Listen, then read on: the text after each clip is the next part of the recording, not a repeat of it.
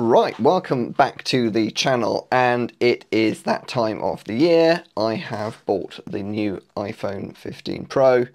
I bought a new iPhone 14 Pro last year, so my wife badgered me into buying the new iPhone 15 Pro, and it reminded me of a video I made last year about O2 eSIMs and the trouble I had with them a year ago. That is that I use an eSIM, it's more secure, and I need the physical SIM slot for a physical SIM on my iPhone. So you can have two SIMs in an iPhone, but only one physical SIM, in Europe anyway. In the US, you don't get a SIM card slot at all, and I think in China you get a double SIM card slot. Anyway, I need a SIM card, so I'm with O2 and they offer eSIMs. But I've had big problems transferring over. So what I'm going to do now is try and film my old and new iPhone, and in fact it should, in theory, swap the eSIM from the old iPhone to the new iPhone. At least that's what I thought should happen. Last year, have a look at the video I made, it'll be up in the corner now. But I got into all sorts of issues because it just wasn't simple. The eSIM is sort of an encrypted thing, but the iPhone has the capability to transfer it from one phone to another during the upgrade process. O2 doesn't seem to support that, and I went today into O2 and said, can I actually get an eSIM? Because believe it or not, the eSIM is just a piece of paper, it's a QR code, it's actually just a string of letters. But due to the incredible way O2 UK operate, you can only get one of them in store. So I went into the store today because I knew I was doing the upgrade today, and the bloke said, well, you just transfer over, and I sort of went, I don't think it will. So I've got that just in case it doesn't work. But we're going to see how I get on. Okay, so here we are. This is the 14 Pro here and the 15 Pro here. I'm just covering up my email. So this is the eSIM I got, which is just basically a piece of paper. And the phone actually came with a proper SIM card. But this has got an eSIM in it. It's not a real thing per se. So we're going to go and continue. So that should work. Okay, yeah, so we have to do, being an idiot there. This is the Apple magic. So I'm not going to film the whole transfer process, but what I am going to do is see if the SIM card swaps over. So this is connected to my Wi-Fi. Yep. Right, okay, let's put the passcode in.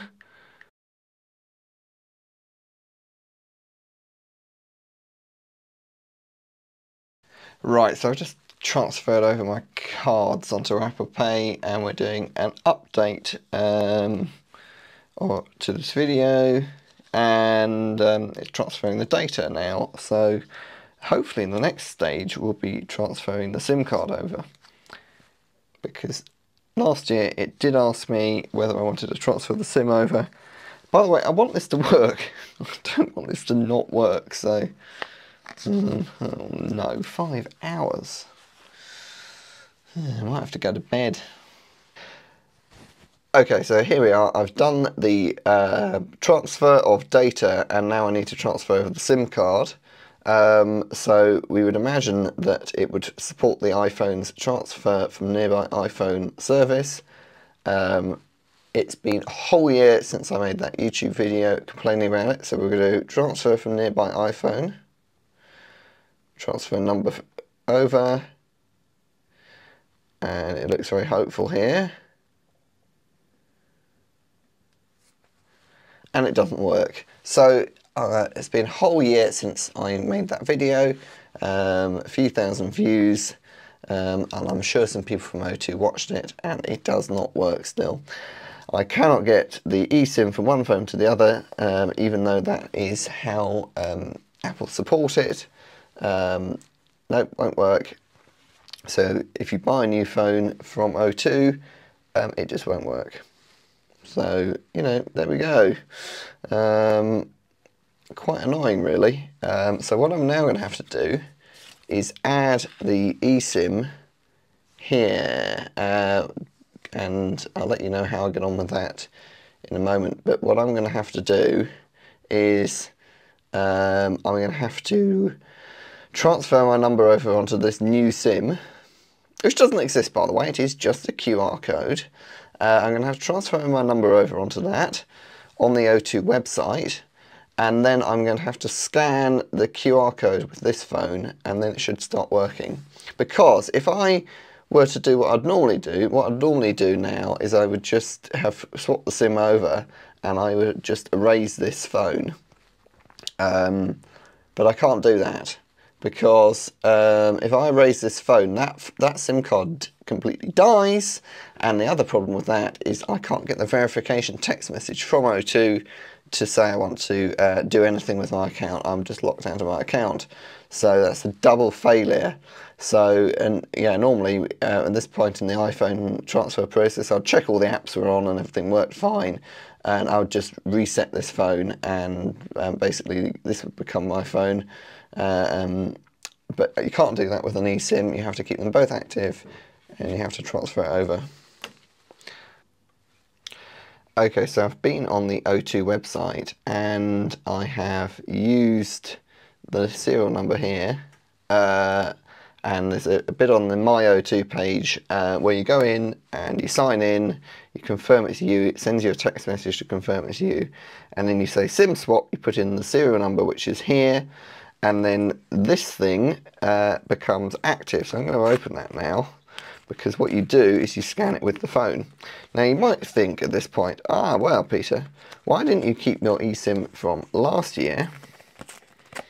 And then you could have reactivated it. So there is, basically, I'll show you here, a QR code, and there is a long number. Now, I'm not that worried about anyone seeing that, because as soon as I use that number, you can't use it. You can reuse it with the same device, it says, but obviously that's not much help if you're upgrading your phone, or even if you're not upgrading your phone, because the problem I had last year was my new phone just died, and then I was just basically locked out of my account. So I've done that SIM swap, and now all I should have to do is scan this QR code with the new phone. In fact, I can do that now. So just off camera, I'm going to scan the QR code, set up mobile service, other options, use QR code. Right, okay, scanning the QR code now.